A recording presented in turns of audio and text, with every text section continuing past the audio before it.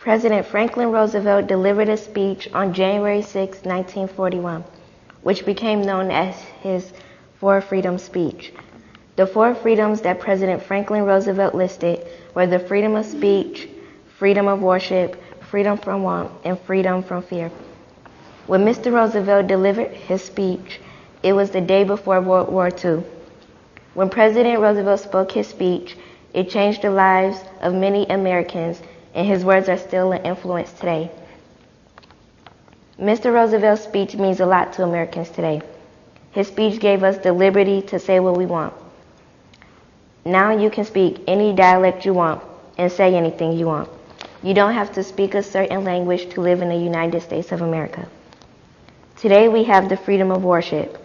Back in the day, people had to adore a certain God or believe in a certain religion, depending on where they lived. Now you can have your own religion and believe in what you want to believe in. In his speech, he also mentioned the freedom from want.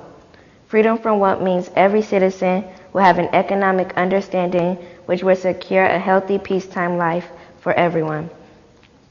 Americans can work any job they want and spend or save their money how they want. President Roosevelt promised the government would take care of a citizen's basic needs. Last, he mentioned the freedom from fear. That means a worldwide reduction of armaments to a such point and in such a thorough fashion that no nation will be in position to commit an act of physical aggression against any neighbor. Americans were scared of another world war then and still are today. People do not like to live in fear, and the president was trying to calm people.